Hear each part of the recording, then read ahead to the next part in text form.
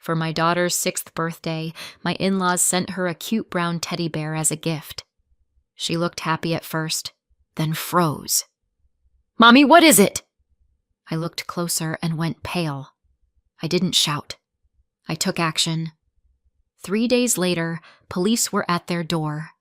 Mia's 6th birthday was supposed to be simple. Cupcakes, paper hats, 3 little girls shrieking in my living room like tiny opera singers who'd been raised entirely on glitter and spite. The problem with simple is that it requires your life to also be simple, and mine very much was not. I was in the middle of divorcing Adam. The paperwork was floating around like a bad smell. The tension was everywhere and nowhere, which is a fun way to live when you're trying to keep a 6-year-old from noticing her world is being rearranged. So I tried to compensate. I went full birthday mom. I put up streamers. I made goodie bags. I baked cupcakes from scratch instead of doing the normal person thing and buying them from a grocery store bakery that employs professionals and probably has a health certificate.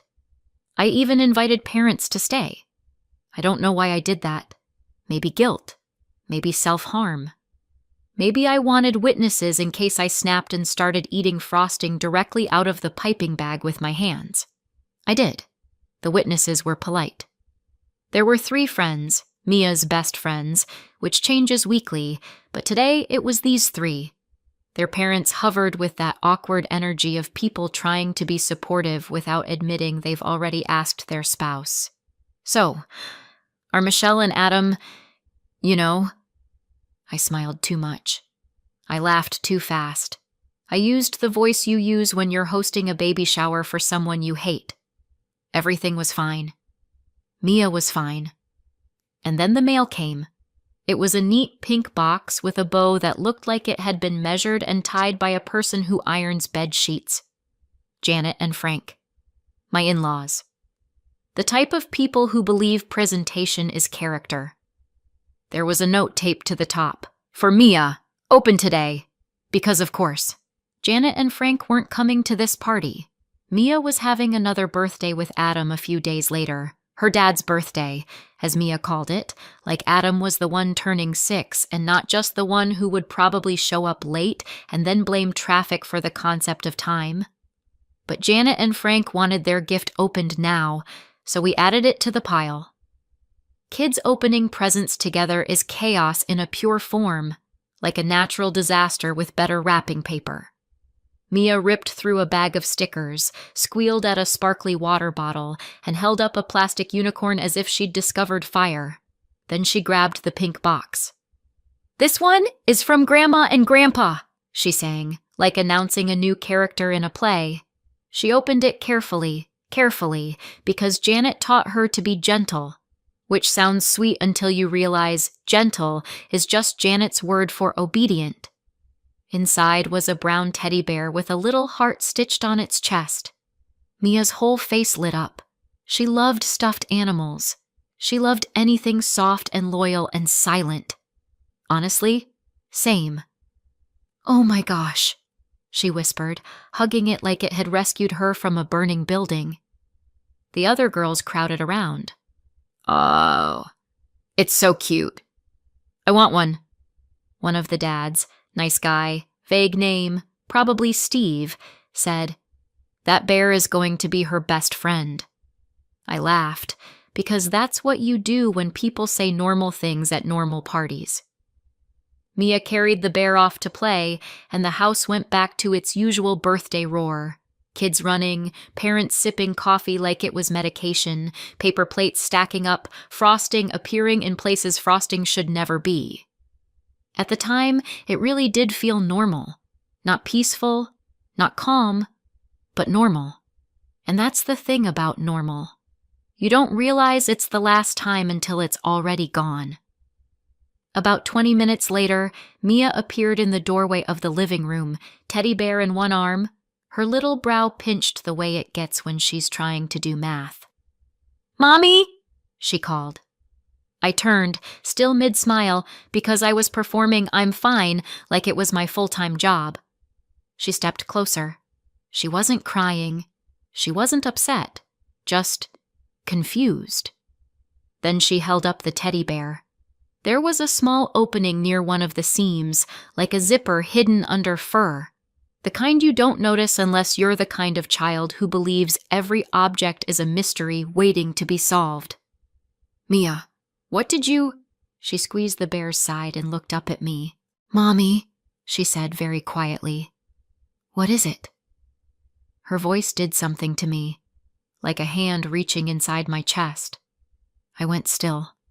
I leaned in, and my skin went cold, because inside the bear, just barely visible through the opened seam, was something that definitely wasn't stuffing, something hard, something not meant for a child's toy.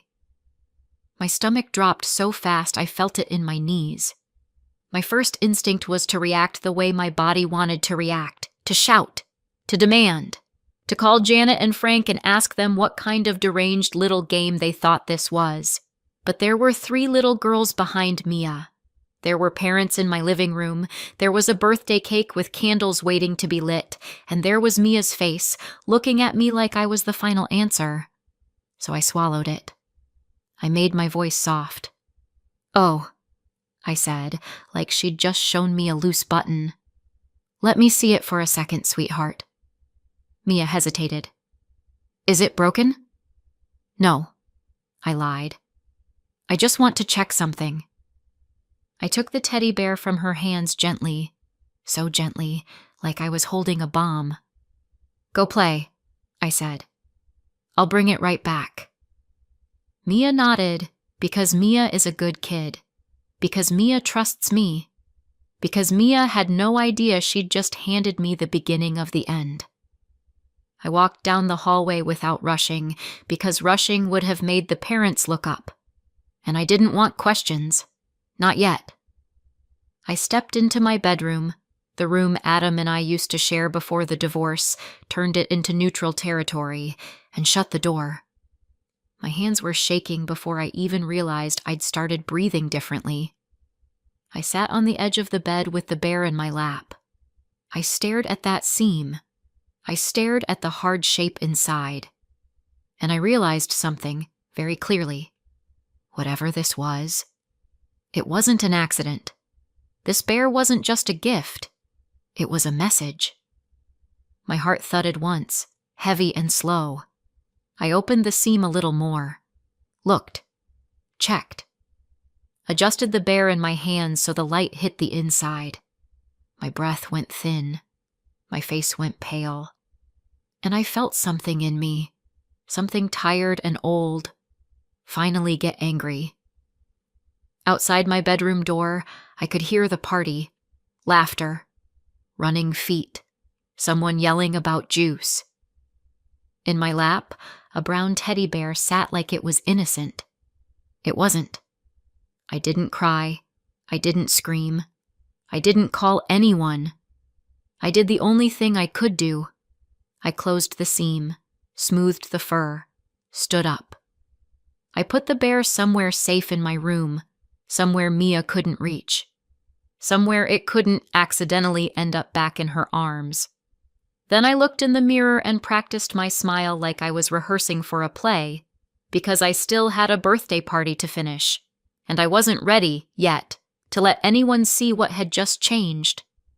I walked back out to the living room, served cake, sang happy birthday, clapped at the right moments, and all the while, in the back of my mind, one thought kept repeating like a warning bell. That teddy bear had already done its job, and I hadn't even figured out what it was. When the last guest left, I stood in my kitchen staring at a stack of paper plates. Mia was upstairs brushing her teeth, humming to herself. She'd had a great day. I should have been relieved. Instead, I felt like I'd run a marathon while carrying a secret in my mouth like broken glass, because I knew what was waiting in my room, and I knew who had sent it. Janet and Frank didn't become my in-laws by accident. They came with Adam like a warranty you don't read until it's too late. When I first met Adam, he was charming, funny, easy, the kind of man who could talk his way out of a speeding ticket and then convince you it was the officer's fault for standing there. He wasn't cruel. He He wasn't loud. He wasn't the kind of husband you warn your friends about immediately. He was slippery. Money would disappear. Not in a dramatic way. Not in a, we're going to lose the house tomorrow way. Just enough to make you double-check the account. $100 here, $200 there. He always had an explanation. Oh, I forgot to tell you. I paid the car insurance. Oh, I grabbed groceries. Oh, I had to cover something at work. And for a while, I believed him, because that's what you do when you love someone. You make their stories fit. Janet and Frank were always around, close enough that dropping by felt like a hobby. Sunday dinners, random Tuesday visits, phone calls that started with just checking in and ended with, we're worried about how you're managing things. They were obsessed with money in that old-fashioned way, like money was morality. They'd ask questions that sounded casual but landed like inspections. So how much are you putting away each month? Are you still using that bank, or did you finally switch? What's in your name versus Adam's? If I hesitated, Janet would tilt her head and smile like I was a child hiding a report card, and Adam never stopped it. If anything, he'd nod along, laugh, shrug. Mom's just like that, he'd say. She means well. Sometimes he'd add, maybe they have a point, which is a special kind of betrayal. The quiet kind. The kind where you're standing in your own marriage and still somehow outnumbered. Then Mia was born, and the money got worse.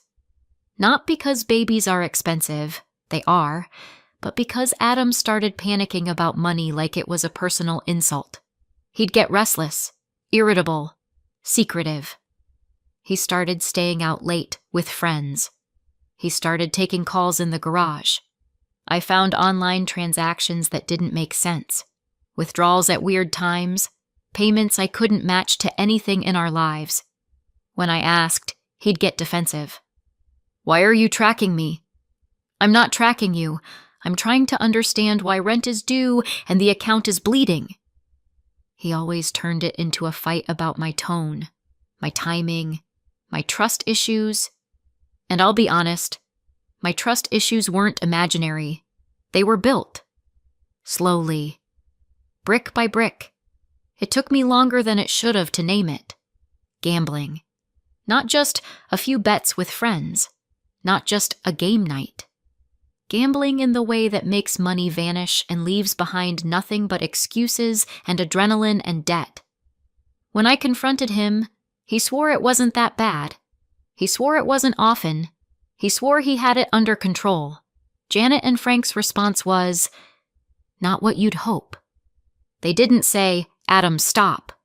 They didn't say, Adam, get help. They said things like, Michelle, you need to be more supportive. They said, money stress makes men do things.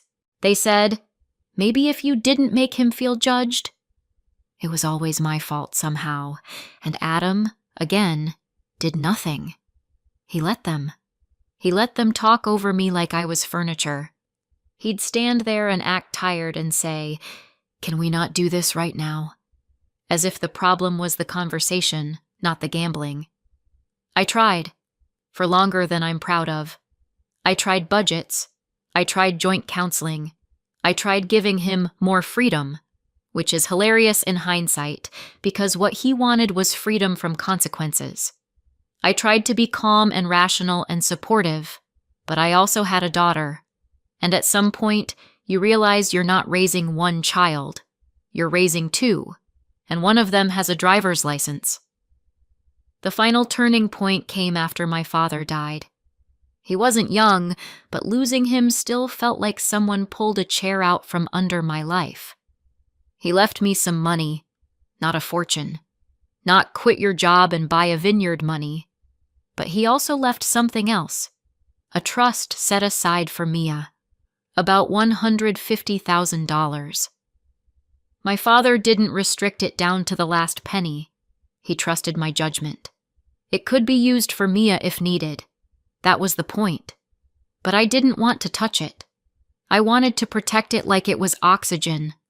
College, a first apartment, a future where she didn't have to start adulthood already behind. Adam found out, and the tone of our marriage changed overnight. At first, it was just a suggestion. We could borrow a little. We could pay off some things. It's for Mia anyway. If we use it on expenses now, that's still for her. He started pitching it like a loophole. Then the requests got sharper. He claimed he had a business opportunity, a debt that needed paying, an urgent situation that would blow up if we didn't act. I later learned those urgent situations were gambling debts and losses he couldn't admit out loud. When I refused, he got angry. When I refused again, Janet and Frank got involved. They cornered me at dinner. Janet smiled and said, "A good mother uses every resource for her child." Frank grunted and said, "What's the point of money if you won't use it?" Adam sat there like a spectator at his own life. That's when I knew. This wasn't just about money. It was about control, and they wanted mine. I filed for divorce. I didn't want to. Not really. I didn't grow up dreaming of joint custody schedules and split holidays. My own parents divorced when I was Mia's age. I remember the confusion, the 2 birthdays, the feeling of being passed back and forth like luggage. I swore I wouldn't do that to my child, but I also swore I wouldn't let my child grow up watching her mother be drained, financially, emotionally, by a man who wouldn't stop and parents who would never let him face himself. So I did it. And then, because I'm apparently allergic to making things easy for myself, I tried to be generous. I offered 50-50 custody. I offered to split assets cleanly. I even offered to keep things peaceful around the inheritance I'd received while we were married, because it wasn't worth a legal war. Legal fees can eat a life whole. Adam acted like he agreed. We were almost settled, Angela Park said. My lawyer, calm and sharp, the kind of woman who could stare down a hurricane. Adam hadn't signed yet, but he played cooperative. And I believed him. Because I wanted to believe him. Because Mia deserved adults who could act like adults. So when Janet and Frank mailed that bear and insisted it be opened early, part of me thought it was just them being them. A power move. A performance. A way of making sure their presence hovered over my house even when they weren't in it. I didn't yet understand how far they were willing to go. But I did understand one thing. Standing in my bedroom earlier that day, I'd offered them peace, and they'd answered with something hidden inside a teddy bear, which meant the amicable part had never been real. It had just been the mask. And now, I couldn't stop wondering, if I was already giving Adam half, what else did he want? By the time Mia was in bed that night, I felt like my face hurt from pretending. She was still glowing from the party, sticky hair, cupcake frosting in places I didn't want to identify, the soft exhaustion of a child who'd been celebrated properly. "Best birthday ever," she mumbled into her pillow. My throat tightened. "Mine too," I lied, because mothers lie for love all the time. I tucked her in, kissed her forehead, and stood in the doorway for a second longer than usual. Mia didn't know. Not really.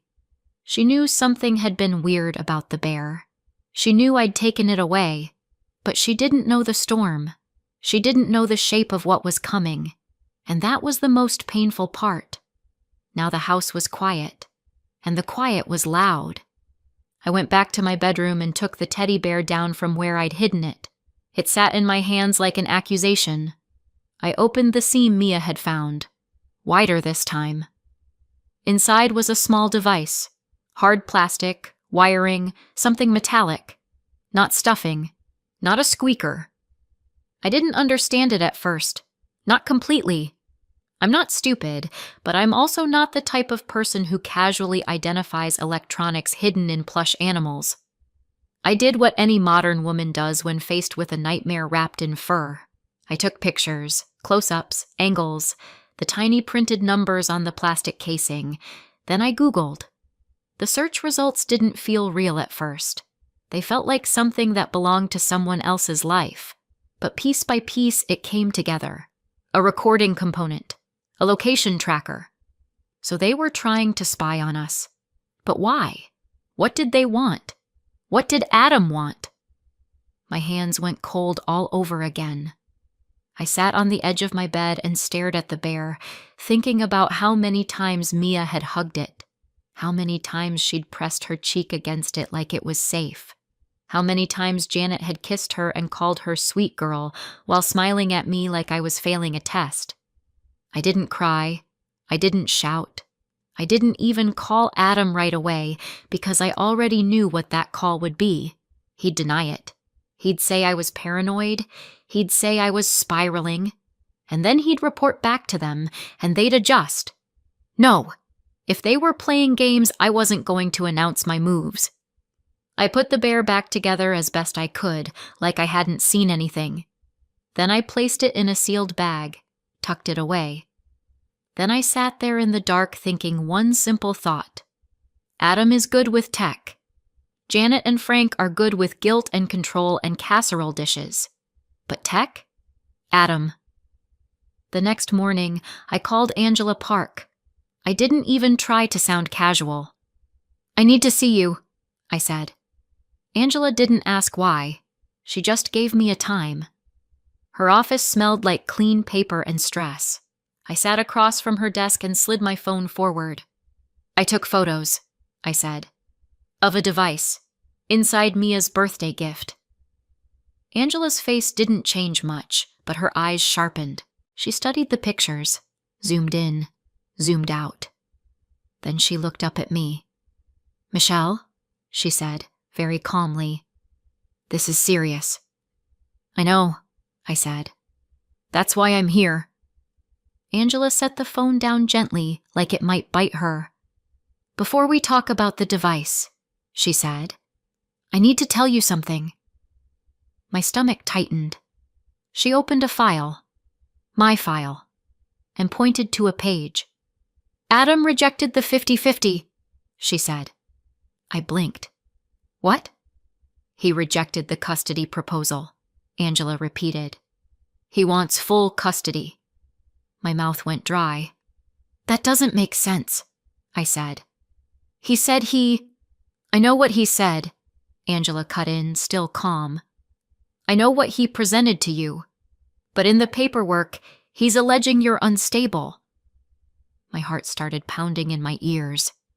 He's calling me unstable? Angela nodded. And he's requesting that the court place him in control of decisions involving Mia's finances and care. There it was. The click. The reason. It wasn't about Mia. Not really. Because if it were about Mia, 50-50 custody would have been enough. But full custody meant control. Full custody meant access. Full custody meant a pathway to the only real money in this entire mess, Mia's trust fund. I sat there, hands clenched in my lap, and I felt something in me shift, something that had been trying to stay polite for months. I'd offered him fairness. I'd offered him peace, and he'd answered by trying to wiretap my home and take my child. Angela leaned forward. Do you have evidence of his gambling? Yes, I said immediately. Texts, bank statements, messages where he asked me to use the trust money. Good, she said. We're going to need it. She tapped my phone again. And this device. We need to treat it properly. You should file a police report. The device itself becomes evidence. Any forensic results take time, but the fact it exists is powerful. I nodded because my body was operating on something older than fear now. Strategy. Protection. War. Angela watched me for a second. You offered him an uncontested path, she said quietly. He chose conflict. I felt my jaw tighten. Then he's going to learn what conflict looks like, I said. Angela didn't smile, but her voice held approval. That's the correct response. I left her office with a list of things to gather, copies to print, accounts to document. And I left with something else too. Clarity. Adam hadn't been playing fair. He'd been playing for keeps. And now, so was I. A few days later, it was time for Mia's second birthday. The one with Adam. The one with Janet and Frank hovering in the background like they'd never done anything wrong in their lives. I didn't want to let Mia go. Every protective cell in my body screamed not to. But I also knew how this would look if I stopped it without proof. If I suddenly became difficult. If I became the story they wanted. So I did what mothers do. I planned. That morning, I put a watch on Mia's wrist. It looked like a normal kid's watch. Bright, simple, the kind you'd buy because children can't tell time but love accessories. I crouched in front of her and kept my voice light. "If you feel scared," I said, brushing hair out of her face, "press this button." Mia looked down. "Why?" "Just in case," I said. "Sometimes grown-ups get mixed up. If you can't find Daddy or you need me, you press it. Okay?" Mia nodded. "Okay." I kissed her forehead and smiled. My smile didn't reach my bones. Adam came to pick her up. He stood on my porch like a man who had rehearsed being harmless. "Hey," he said, as if we were just two friendly co-parents who'd accidentally ended up divorcing because of scheduling conflicts. "Hey," I said back. Mia ran to him. He lifted her up and spun her once like a normal dad. I watched his hands. I watched his face. I watched everything. He handed me a slip of paper with an address, pickup instructions. "We'll drop her here," he said. "Same time."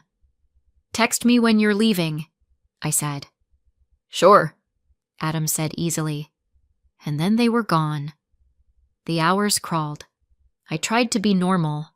I cleaned. I did laundry. I stared at my phone too much. I checked the time. Checked it again. Then again, because anxiety is just your brain hitting refresh like it's going to load new information. When it was time to pick Mia up, I drove to the address Adam had given me. It was a building. Not a house. Not a backyard full of balloons. Not anything that screamed children's party. Just a place. I pulled into the lot and sat for a second looking around. No cars I recognized. No music. No kids. No decorations. No signs. Maybe it was inside.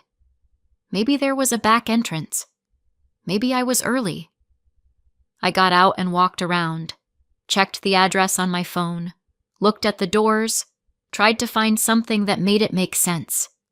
Nothing. I checked the time. I checked my messages. I called Adam. No answer. I called again. Nothing.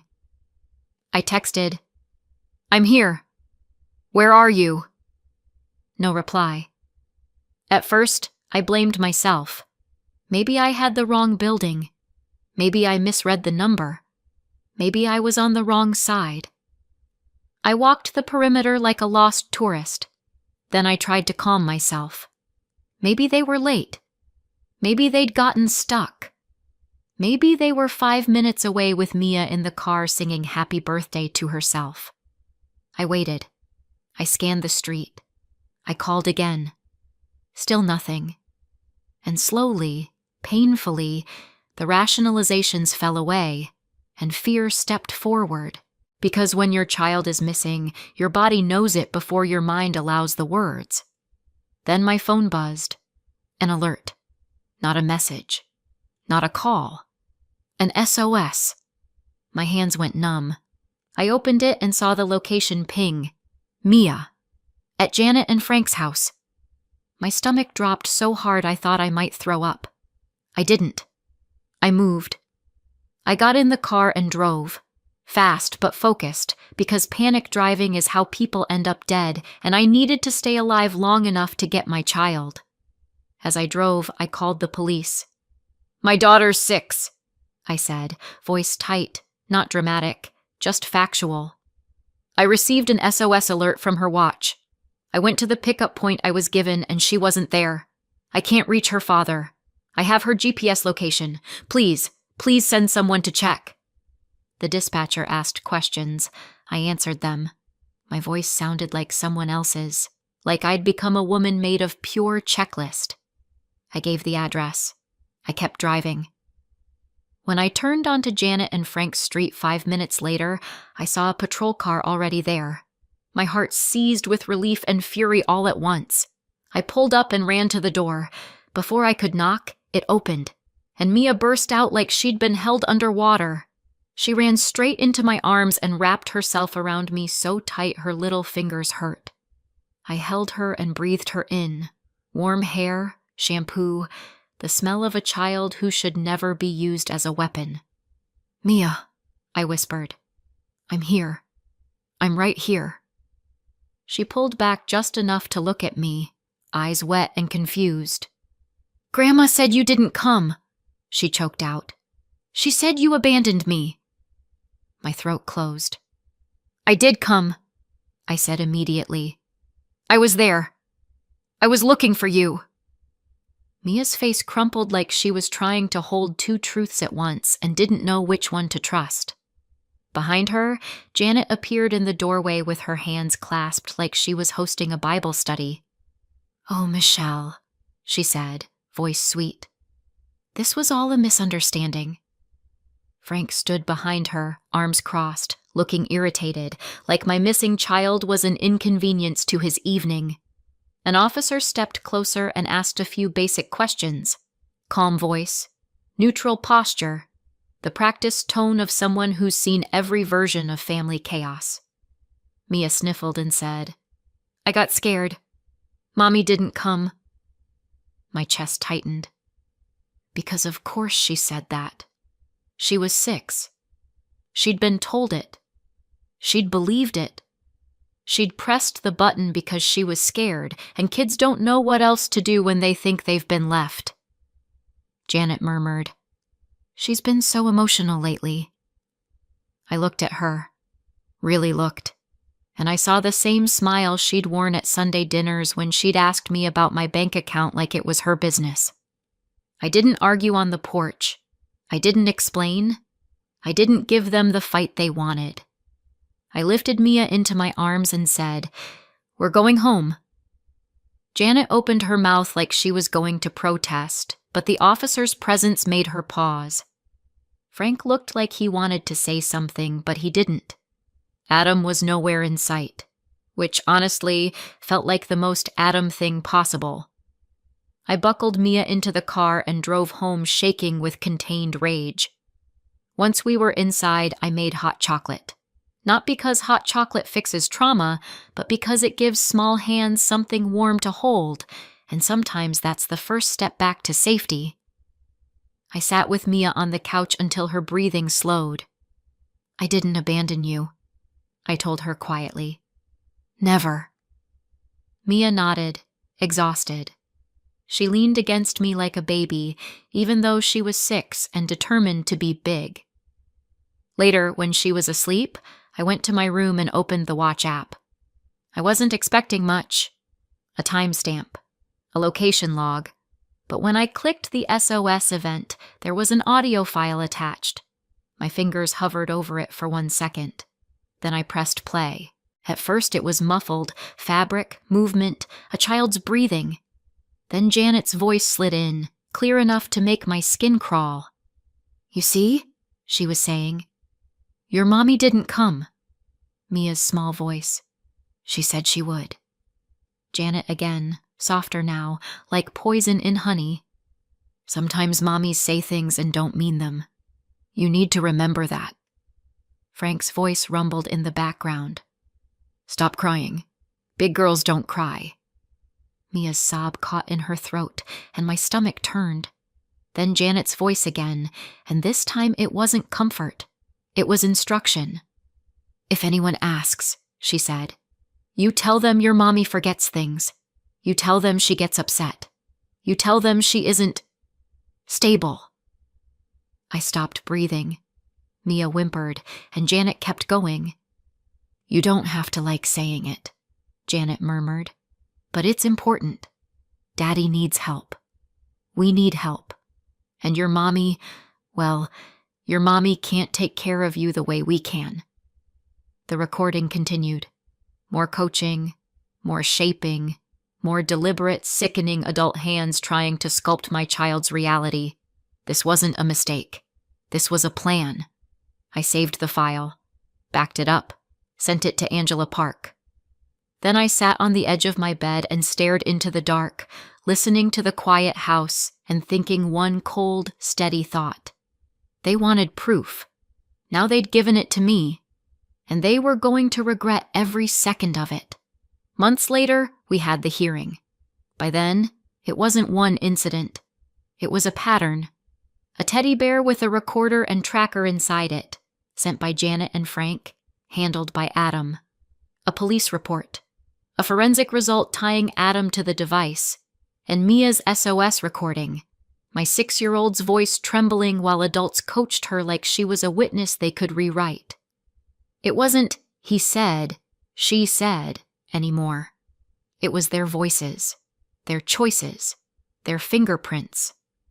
The judge didn't need me to be dramatic. I didn't have to perform pain or prove I was the better parent in some inspirational speech. I just had to tell the truth and hand over the evidence. I got full custody. Adam got supervised visitation. On paper, it was structured. In reality, he barely used it. Every other week if he felt like it, sometimes less. Sometimes he'd cancel last minute, like fatherhood was an optional subscription. Janet and Frank disappeared from our lives completely. Mia didn't ask about them anymore. Not after that day. Not after the lies. Not after the feeling of being turned into a pawn and realizing it. Kids don't always have the words for betrayal. They just stop reaching for the people who did it. And financially, I could finally breathe. My salary stayed in my household. No more money vanishing. No more emergencies that always required my sacrifice. Mia's trust fund stayed untouched and invested. $150,000 sitting exactly where it belonged, in her future, not in someone else's appetite. Sometimes, late at night, I think about how close I came to playing nice right into a trap, and then I look at my daughter, safe, sleeping, steady, and I know I didn't go too far. I went exactly far enough. So what do you think? Did I go too far, or not far enough? Let me know in the comments, and don't forget to subscribe for more.